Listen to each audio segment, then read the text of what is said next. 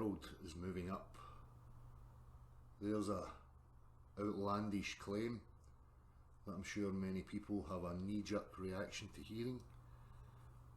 So before we get to why I would reason my way to expressing that the world is rising up, we first have to have a wee look at what we're talking about.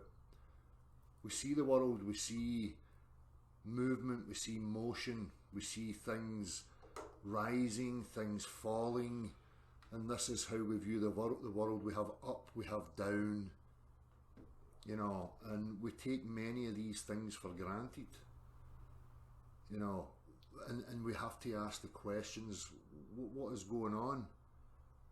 And for me, I'm a very curious person. I have to ask these questions and I have to dig down, and regardless of how outlandish something sounds to you, the knee-jerk reaction would be to hand wave dismiss this. And it's very understandable, coming from where people have been for so long.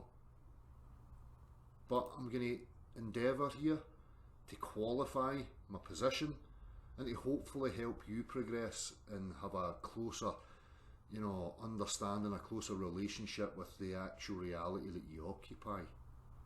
Okay? It does seem outlandish. You will have a knee-jerk reaction, but you have to see past that. I am a practical man. I always have been a practical man. I'm no religious. I have no spiritual beliefs, bias. I have no wants for the world to be anything other than it actually is. I only seek to understand myself and the objective arena that I find myself dwelling within. So the investigation is always ongoing, and you know, we seek to find whatever we can.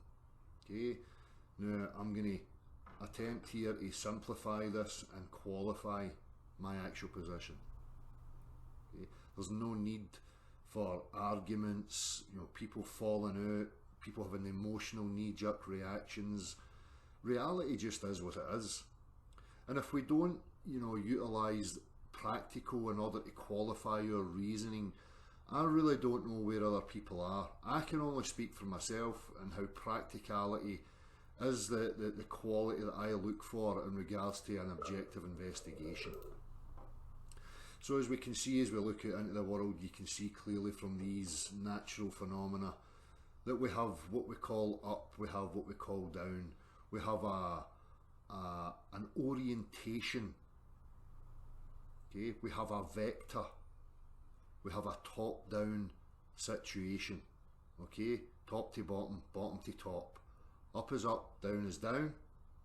These are orientations of the human being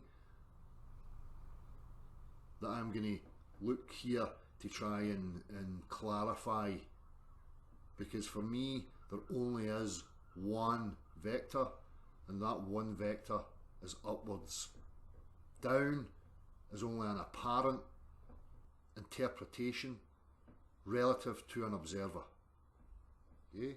We have pressure gradient, and as you can see here in this example, we have a density gradient where things are stacked in a particular manner, that being the most dense at the bottom, the least dense at the top. That is your reality, that is observed by everybody, and anything that I offer you here today, you can demonstrate for yourself, you can recreate it, you can cross-reference it, you can review it. I am not interested in rhetoric. I am only interested in you qualifying your position or nullifying my position by way of practicality. Okay?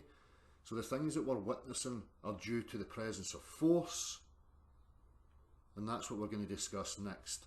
Before we get to the claim the Earth is moving upwards, we first have to comprehend some basic fundamental aspects. The very first thing we're going to talk about, and I'm going to hop to the workshop and discuss force before we move on to the real world observations and tests. Hopefully you enjoy, hopefully you learn something and get some clarity from this. Okay, so now we're going to talk about just force quickly. You know, force, if you type that into Google or you speak to many people, you will hear the explanation that force can be described intuitively as a push or a pull. Now, I've been through this many times before. I'm not going to, elaborate too much on that. Push and pull are descriptors relative to an observer. So, in a situation of here being in front of a thing and applying force, motion to the thing, it's described as push. Now, if we're now here on the other side of this and we apply pressure and we bring it in this direction, so we're now in front of the thing, people describe that as pull. Okay? Now, these are relative to an observer, whether something's in front of you and you're applying pressure, or whether something's behind you and you're applying pressure. So as you can see here in this example, we apply a pressure here on the inside and we push in this direction. Force is applied pressure. Motion requires force. Okay? So, we can understand that there is no two things. Only in the minds of people who don't think clearly about these things, they think that force is two different things. Okay? Simply as applied pressure, whether it's in front of you or whether it's behind you. And people bring up many other examples like, tug of war. There's pull because tug of war. Well, again, it's the same principles. You have to first apply pressure. Okay, and now you're going to require friction so that you can now apply pressure in both directions, push in both directions. Okay, there's no two things going on. Push and pull are only descriptors relative to an observer in regards to whether something's in front of you or behind you. So another thing that people are going to bring up, magnetism. Well, magnets pull. So what I'm going to do right now is I'm just going to interject a little couple of videos of Eric Laithwaite and how magnetism is simply the same principles as what I'm explaining to you right now. Magnetism's a flow in a particular direction. Something is flowing in a particular direction that's having an effect on other matter and pushing that matter in a particular direction. Okay? People want to argue about magnetism just for the sake of trying to evade the fact that there is no such thing as a pulling force. And many people have a bias and a want to evade the fact that there's no such thing as a pulling force, because some people require it for a religious bias model, their worldview, a modelling of the world they want the world to be, and they want to make natural phenomena fit their model, so they evade and they avoid certain fundamental principles, like there's no such thing as a pulling force. So I'm just going to throw in the Eric Laithwaite videos here and you can see, and I may throw a little narration over the top of that, and then we can move on. Why do all these pieces of metal roll backwards along the field? To understand what's going on, we need to look at the shape of the field lines over this motor. They come from a north pole into a south, like that, and the whole field pattern is moving along, like the magnetic river. Now suppose we could sit at one place over the machine, such as in that little square, and watch the field lines go by. Notice the direction of the arrows. At the moment, the field is to the left. Now it's upwards, to the right, downwards, left, up, right, down. So it's left, up, right, down.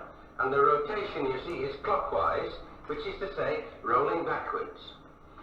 So the whole machine behaves like a mechanical rack and pinion, in which this is the field and this is the rotor. And here is the action.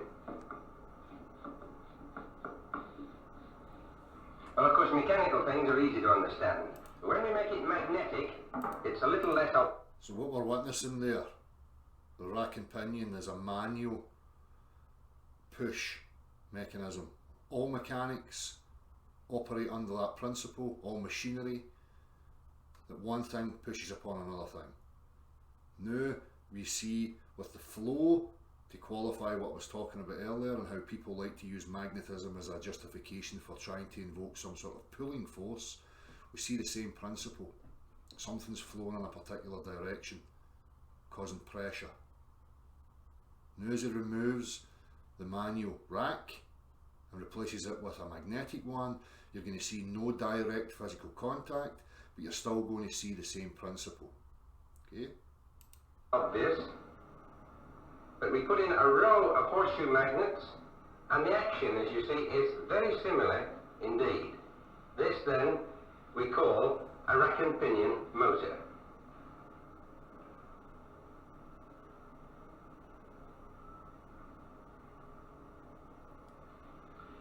Of what you've just seen. Instead of a row of coils, we've got a row of rods. We're going to feed them with alternating current so that each one can rise and fall. And when we turn the whole thing, we get the impression of something travelling along. But I want you to notice that nothing actually travels along, because each rod only moves up and down. The thing that makes it real is when we put something into one of the troughs of the wave. Then something real travels along, can make it go the other way. And you can see in this example of trying to give a visual interpretation of magnetism, the same principle again is applying, where we have a push from the rods going up and down, causing the ball to move in a particular direction. Watch an individual rod such as this one, you'll see that it's only going up and down. There is no horizontal movement at all. Only the ball is a real thing moving side to side. So now we are going to move on and discuss the tests and the observations. So I'm going to take it from the start. You know, this particular video here was the result of claims being made about buoyancy and density, or relative density disequilibrium. Now, to understand what I mean by that and what these people are talking about, they're talking about the natural layering that we have in reality, where, as we witnessed at the beginning here when we showed the density tower, so the most dense at the bottom, the least dense at the top, and there appears to be motions going on. And what I mean by appear to be motions, again, I'm going to qualify that there only is one true motion vector, and when we see things falling, i.e. going down, that is an apparent visual thing. What you have to think about here is that people are claiming that there's, again, we've discussed, and it's so obvious for you now, that if we see motion, there's a presence of a force. So particularly when we're talking about something being in a stationary position and then motion happening, there must be the presence of a force. Okay, so what people think is that buoyancy and density, that being dense materials going down and lighter things going up through a particular medium, this is caused by its own presence. That being that the density of a material dictates that it goes down, and the less density of a material dictates that it goes up. Okay, like they have their own directional vector, they have their own source of motion, they have their own internal force, because remember, anything that moves must be in the presence of a force. So what would that force then be? What I was trying to explain to these people is that when we see this displacement and accelerometer, something going through the liquid to the bottom and air at the top, we're witnessing the presence of a force. Buoyancy and density do not exist unless they are in the presence of a force. There has to be motion in order for us to have the separation of buoyancy and density. The displacement only occurs in the presence of a force. So this very first test was a prediction of mine, listening to people claiming relative density disequilibrium. Okay, now my prediction was that when I put this into freefall, that being in the presence of no force, because remember, my postulation is that the force, the motion, is from the earth. The earth's in linear motion upwards. Now, when I put that in free fall, detaching from the earth, my prediction was that nothing has an orientation. This thing which you see now sinking,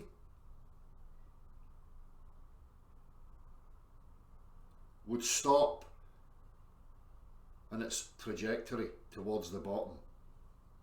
I'm just going to skip it forward a little bit here to show you. And I used an open vessel, two open vessels here, and I used this only as a marker to see the relative relationship here, so that you can see a point in which that stops falling through the medium.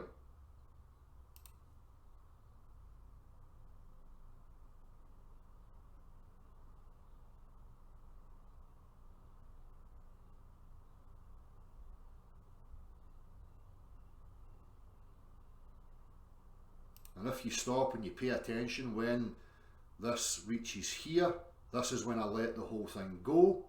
Again, you can see we're in the presence of a force, there's a displacement happening. Okay? And when it gets to here, I let the whole thing go, removing the force. And we witness no displacement.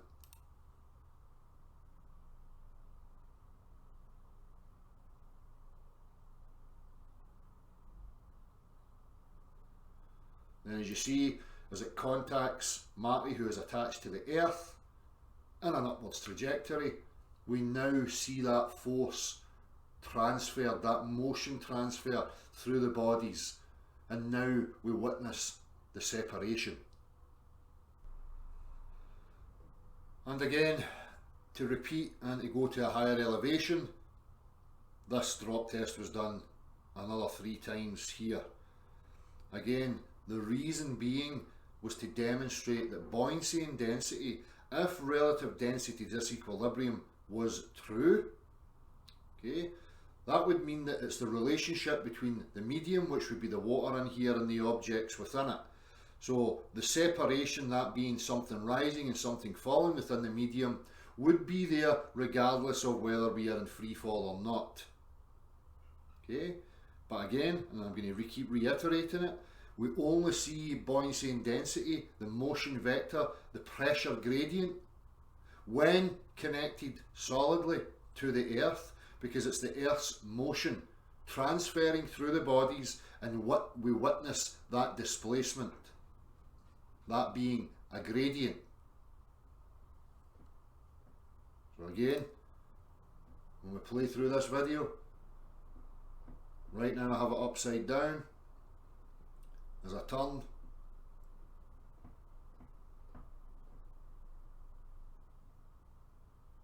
you can see the displacement, the force is present, the displacement is there, and when it's let go, that separation is no longer there until impact. Okay, now I'll just skip forward again just to show you it one more time.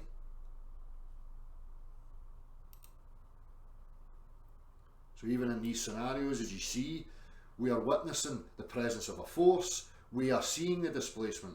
And again, as I established earlier, the air will move in the direction of the force, that being the motion, the vector. Okay?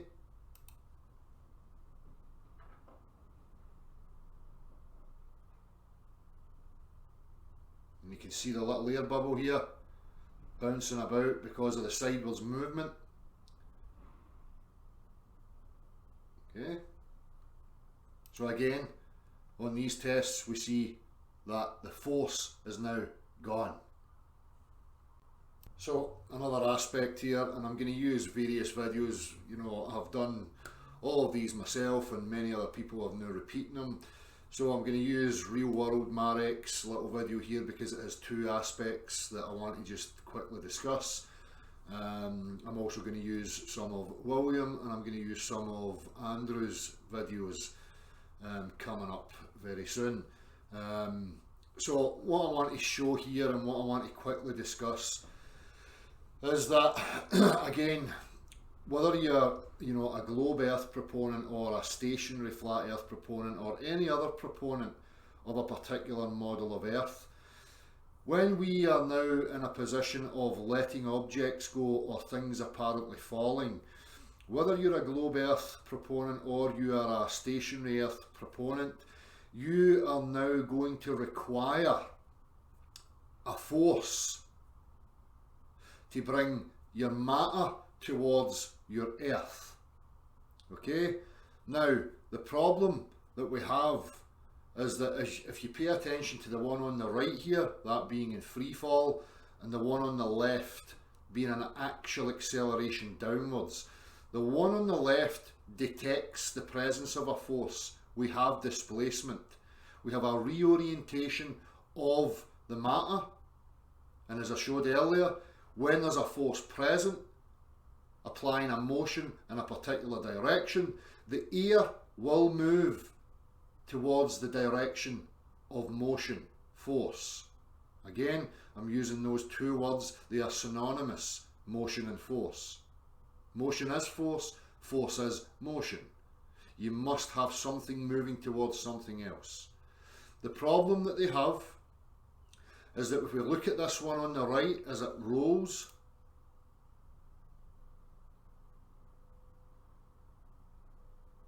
let's just see that again. Let's just pause there. On the left, we are witnessing the presence of a force. We are witnessing Marek applying force in a downwards trajectory. Because if you are going to assert that there is a downwards acceleration, a physical downwards acceleration, you require a force. Now, we do not have access to any sort of force, as I explained earlier, that can accelerate all various states of matter simultaneously like they were a uniform solid. This is taken from freefall, where proponents of particular models, stationary earths and globe earths, want to assert that there is now a force acting that can accelerate the solid, the gas and the liquid simultaneously in a downwards trajectory with no displacement occurring. We can see from the demonstrations on the left that is a preposterous proposition and blatantly false, demonstrably false. You can accelerate an accelerometer in any direction. The air will move towards the direction of the motion. Okay?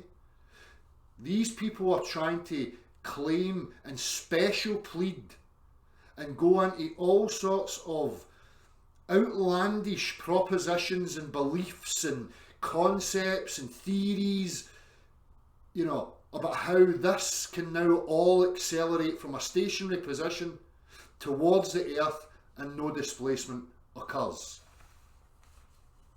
This is because it is a visual interpretation of what is actually going on. Okay? Which we're going to slide into here in the next section of Marek's little video.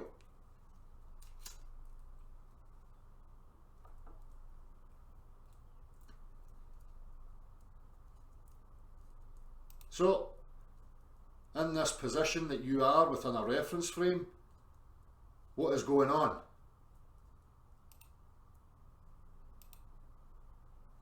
This is moving up, this is moving down. This is the difference when you have only a visual interpretation. So people want to claim that there's downwards acceleration, which they only have a visual interpretation of. If there was actual downwards acceleration, accelerometers in all their forms would detect the presence of the force causing downwards acceleration.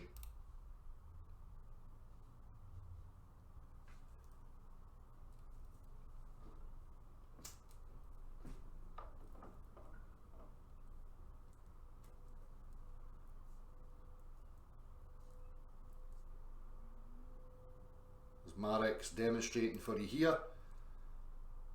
So again, in this scenario here with the box moving, to you within the box, it appears that the ruler is the thing moving downwards. Again, that is only a visual interpretation. If you thought that the ruler was that thing actually moving downwards, you could attach an accelerometer, a basic one. You could attach a bottle with water and air in it. Or you could attach a digital accelerometer. You can attach any accelerometer you like to the thing that you think is actually accelerating. And the accelerometer will show you the direction of the force, the motion.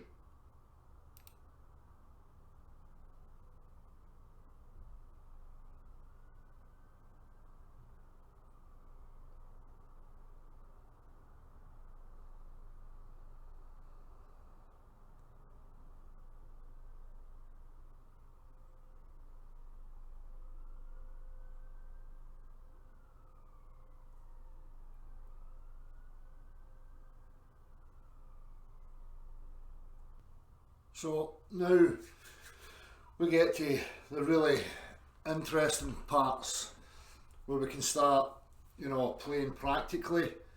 We can demonstrate in any vector the creation of buoyancy and density. We can also invert buoyancy and density, that being we can reverse buoyancy and density, and we can achieve that in any vector. We can also increase the rate of the motion of the buoyant force or the buoyant effect. So this is just another little reiteration to highlight the point of this being a detection of a force, and when the force is present. Now, sitting static on the earth relative to you, you can already see displacement.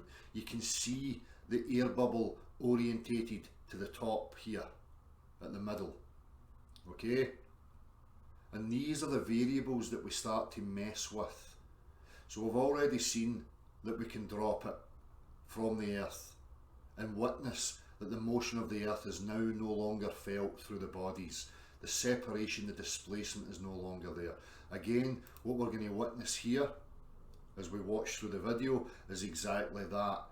That when force is present, which is in this case is going to be William pushing on this trolley, that is then transferred through all the matter and we see the displacement occur.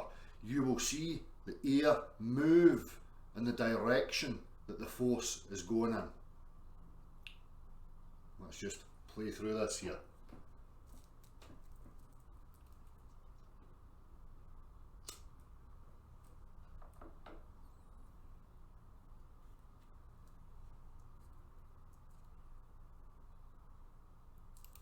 As the force is now present, the motion, which would be William in this case, he is the force, he is the thing in motion causing this displacement.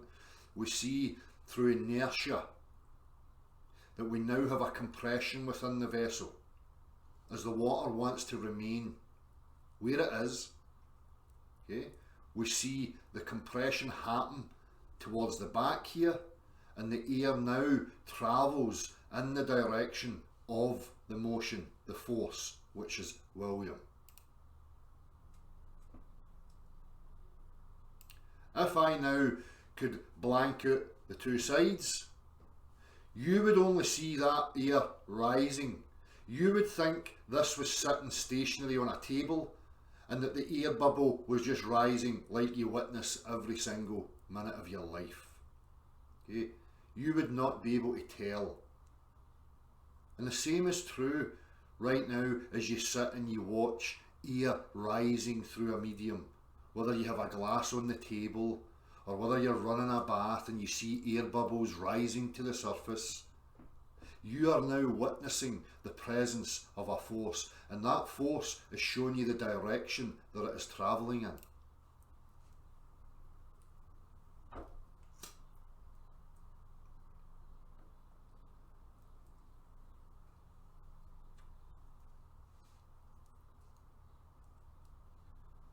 Again, we now can recreate a density layering on a lateral vector. that being perpendicular to the already established and present force motion vector. Okay, now we can see the density gradient being created.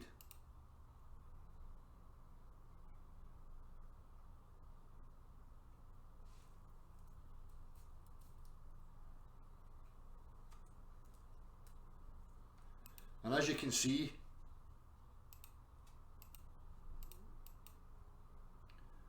this wants to remain where it was. This now is being pushed forwards. Okay? This is because the compression of air towards the back is causing a more dense, and again I use these words very loosely, which is a later discussion, but for the purposes of this I'm going to continue to use the words density. Okay? We see a compression here, which in turn forces the helium forwards. So you're seeing a 90-degree, a perpendicular inversion of the conditions that you already exist within. Okay?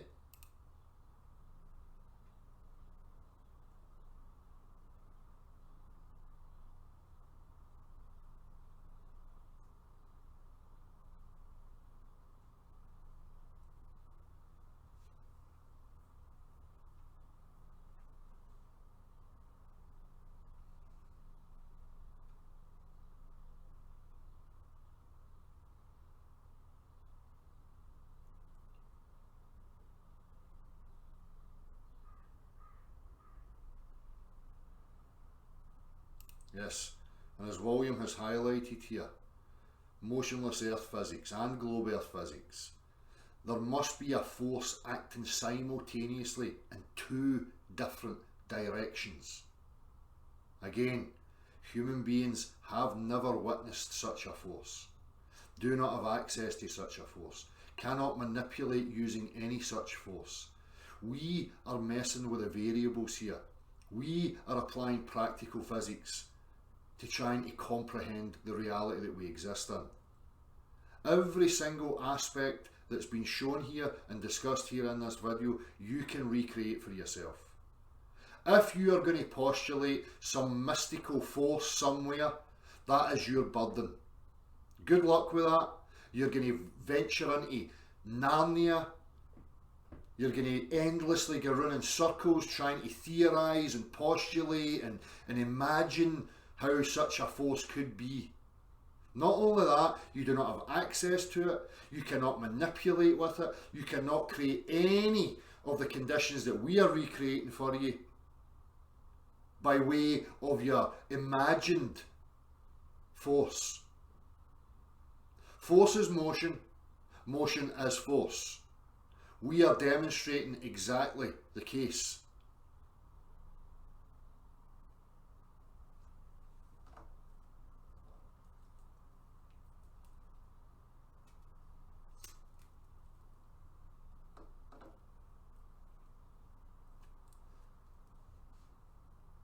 And again, William highlighting again the very same. The separation of the bolt, the nut, no longer coming here, and the air stops moving in that direction because William connected to the earth, the thing given the push, the motion, is no longer felt. The air cannot push the same as the solid earth can that surrounds this. So now you see the lack, the removal of force.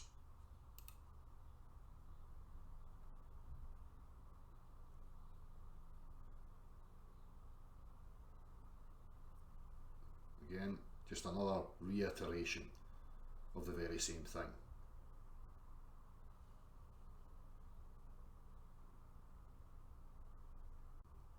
Again, just another little aspect here. As we can see, as William is holding this, we have the compression, which is now causing the water flow from the perforated bottle.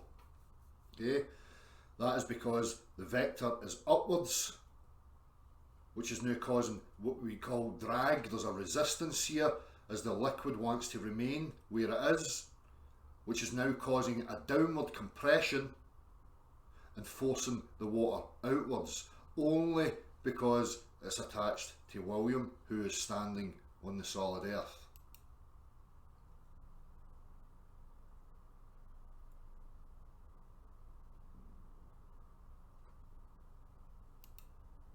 And as you can see, that compression is no longer present. Now we are dealing with all sorts of outlandish nonsense. That the minute that William let that go, some mystical force surrounding us is now applying various amounts of force to now accelerate the solid, the gas and the liquid simultaneously, uniformly towards the earth. Again, we as human beings have never witnessed, nor will ever witness, such a force. It is only in the imagination, in the minds of men with a bias, interpreting the reality to fit a presupposed model. This is how you end up in nonsense world. When you ignore and you omit the practical, the real world, in favour of a presupposition. Clearly demonstrated that the compression, the pressure is now no longer felt, it is no longer present. If you were a being within that water, as William held it, and swam to the bottom of that vessel, you would feel an increase in pressure. As soon as William lets that go, the pressure immediately vanishes. The presence of the force is immediately gone. A slinky will only stretch when there is a force being applied. You can test this for yourself. You cannot stretch the slinky without a force. This is something important to note, as it will make the following experiment much easier to understand. When we have a bottle with water and it's connected to the earth, we can experience weight and buoyancy, which are effects of a force or motion. For example, something that's more dense or heavier than the water by volume, like the slinky, will sink or appear to go down, and something that's less dense, like the ping pong ball, will get pushed to the top or float. If I glue the ping pong ball to the top of the slinky so it can be one unit, we can experience a density gradient. The more dense material at the bottom and the less dense at the top. Also, the fact that the slinky is being stretched shows that there is a force present when connected to the earth. However, as soon as I release the bottle into freefall, the buoyant force of the ping pong ball and the weight of the slinky completely vanish along with the density gradient. The slinky is no longer at the bottom and the ping pong ball is no longer at the top. Also, the fact that the slinky is not being stretched shows that there is no force present. Acceleration requires a force. No force in freefall equals no acceleration in freefall. So here we have a vessel, container of water, a measure, a slinky, a set of keys, and a ping pong ball at opposite ends of the slinky. Of course, the key is going to sink in water, and the ping pong ball is going to float. Let's observe what happens in freefall.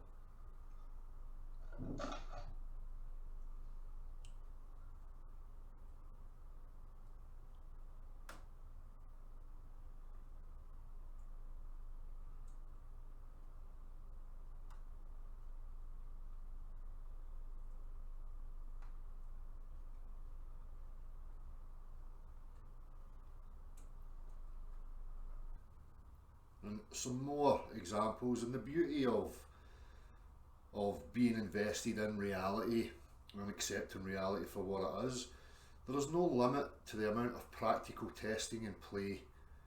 We can think of all various, ways to test. So these are just another few examples. Look at this.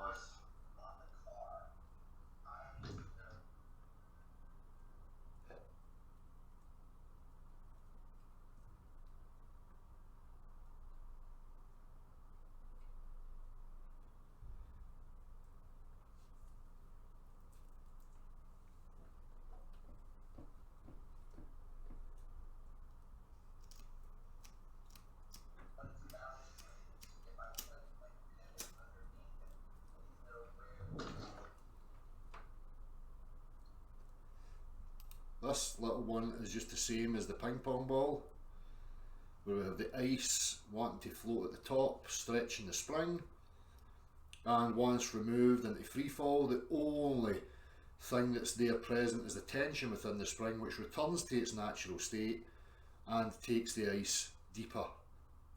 Again, showing you that buoyancy and density are only the effects of the presence of a force. Without a force being present, that being motion, buoyancy and density do not exist.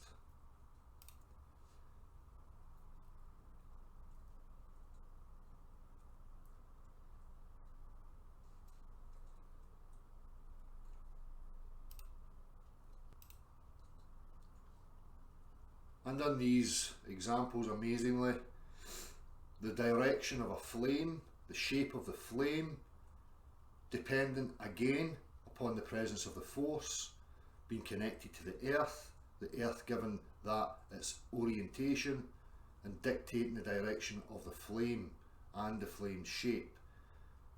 Amazingly, as you will witness here, what happens when in free fall to the flame.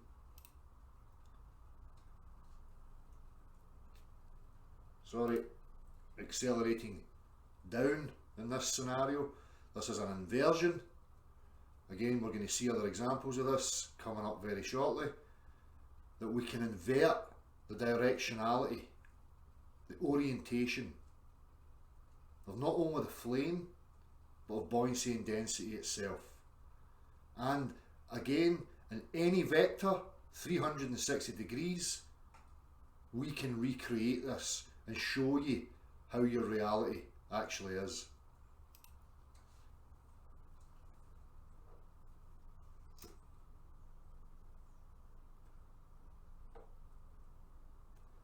As you can see clearly, as Andrew applies actual downwards acceleration, force, the flame shows the direction, again due to the compression of air, showing you the direction of the force, the presence of the force.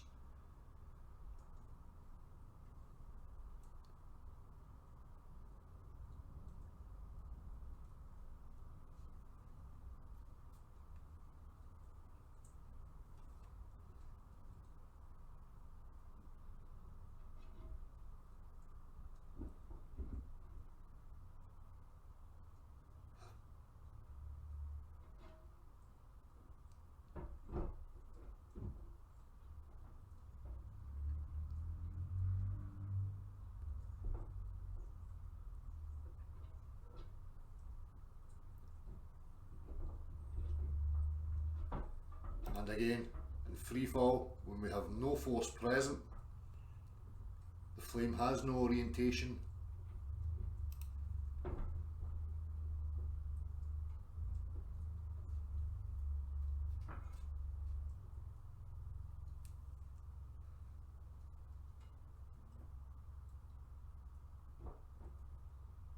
And as Andrew catches again, you can see an initial burst as this is accelerated up to the constant speed of the reference frame. You see that acceleration as the flame is stretched upwards more.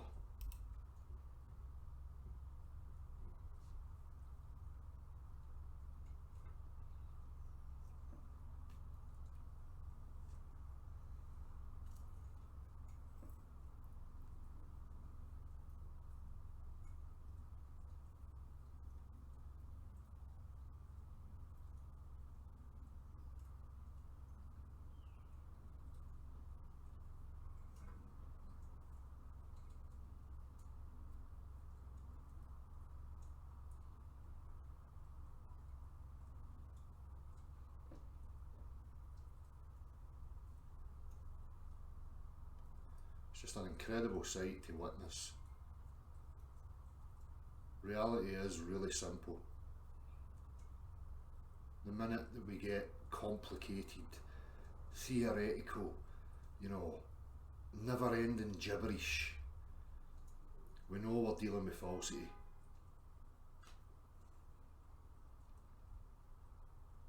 Side-by-side comparison of actual physical downwards acceleration and freefall, which is claimed to be downward physical acceleration. That's not what's going on.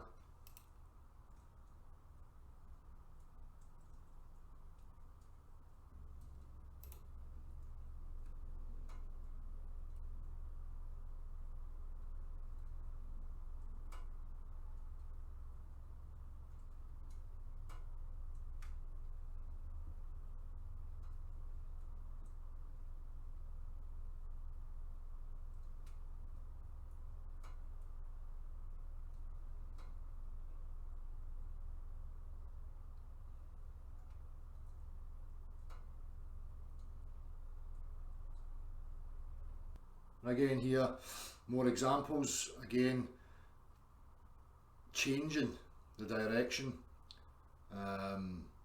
actual downward acceleration here, and you will see the air move in that direction. We will also now witness when we add to the upward vector and accelerate more in the upward trajectory, you increase the rate of the bubble rising through the medium. So in this scenario,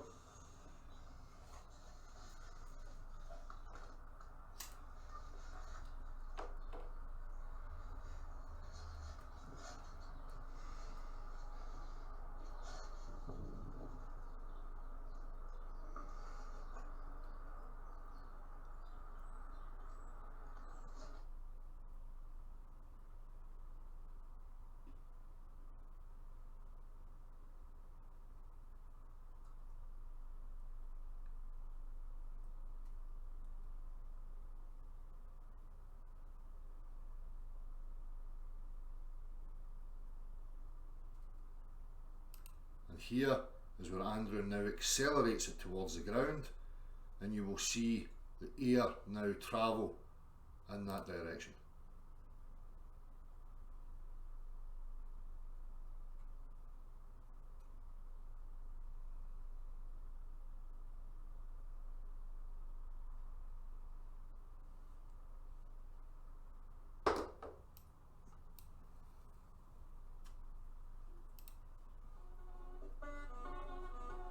Now we will witness the increase in the rate of the buoyant effect, that being the air bubble rising towards the sky.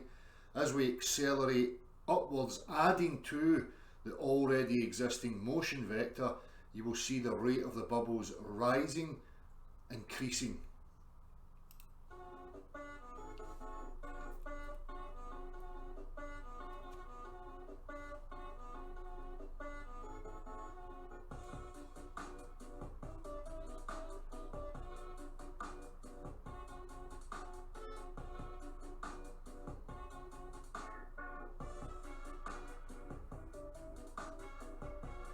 The opposite, as you can see here, Andrew's marked it.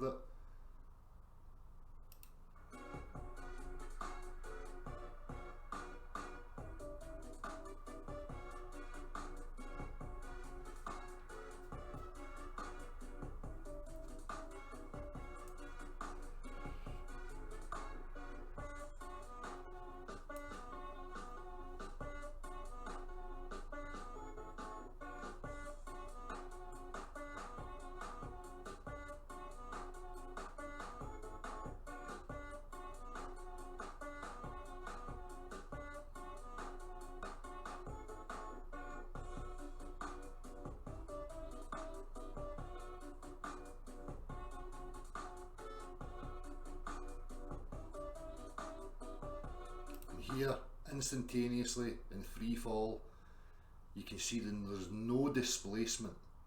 The force is no longer present. As soon as we remove it from the earth, it's instantaneous. The only reason that there's a separation, a displacement between the various states of matter is in the presence of the force. That is coming from the earth in its motion. At the instant we let these things go into freefall, there is the removal of the force and the displacement is no longer present.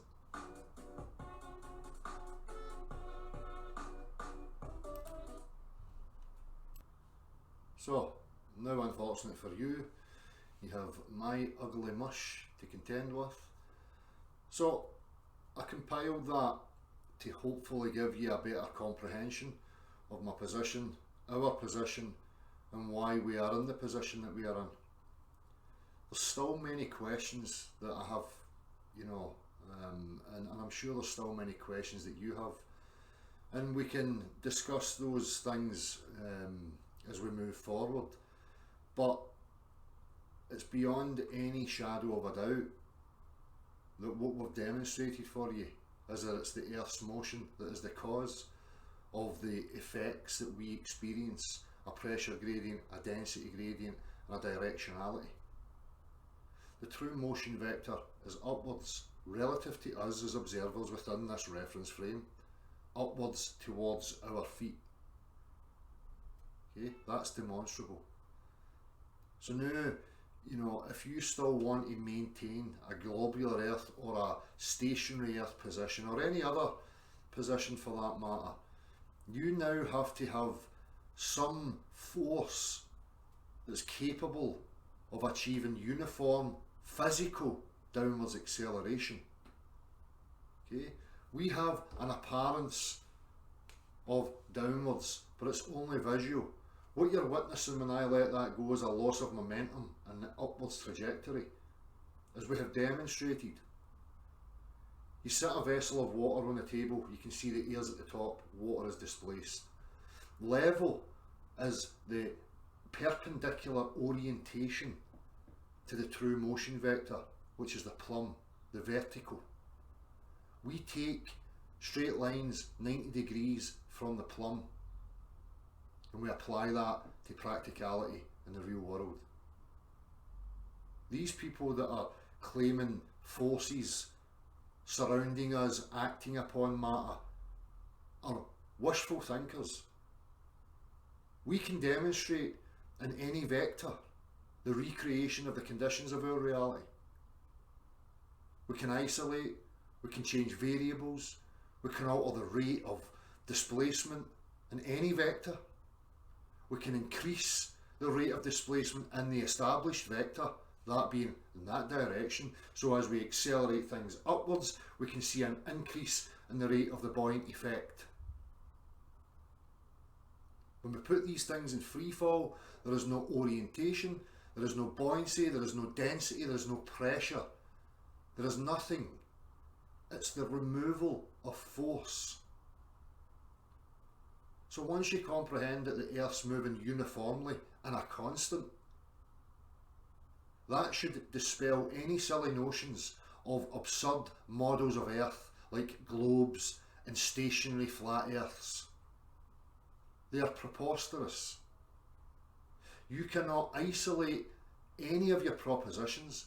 You cannot use any of your postulations to demonstrate, to alter, to vary any of the variables in actual reality. You cannot invert buoyancy and density, you cannot increase the rate of separation, displacement of buoyancy and density. You cannot achieve any of that. So why, I ask the question, are you maintaining the belief? You have to ask yourself that question. I have given you ample practicality. If you want to try and argue against the practical, then your words are meaningless until you can qualify your position by means of practical reference, and you can alter and change variables and satisfy, and match the very same that we have shown you and given you, then you don't have a leg to stand on. And the naysayers and the people who are hand-wave dismissing must have an agenda, must have a bias. What we are showing you is accessible to every single human being alive. It's not a bias, it's not a belief. It's there for you to experience and witness for yourself.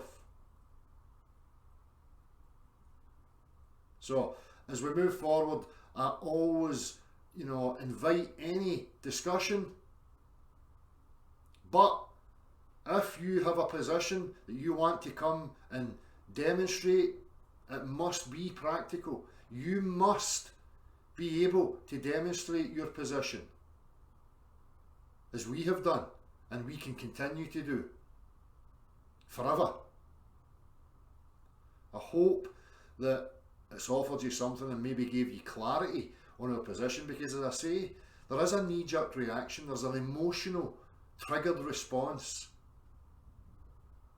Nothing has ever changed here at this platform. It has always been about the practical, always about the objective inquiry. Nothing has changed. The only thing that's changed is people's perceptions. And those people have to take a look at themselves and why they're operating from a bias. There's no shame in admitting you were wrong, and advancing yourself and moving forward with the new information that you have.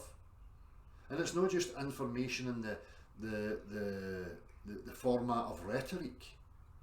This is information that's practical and demonstrable, that you can access, that you can go and recreate any one of these tests. If you're going to make statements and claims about forces and how they act, mainly uniform acceleration of gas, liquids and solids simultaneously with no displacement, no separation occurring, you must be able to isolate such a force. You must be able to demonstrate your force. You must be able to manipulate the test that we're witnessing, invert it, slow it down, increase it, just like we've shown. Until then, you don't have a position. Your position's based solely on rhetoric, conceptual idea, not practical, real-world physicality. The email's at the top for anybody that's interested and wants to get in touch with me. If you think you've got something to offer, I welcome it. I'm not interested in division, us against them. Reality's singular, it's objective. Okay?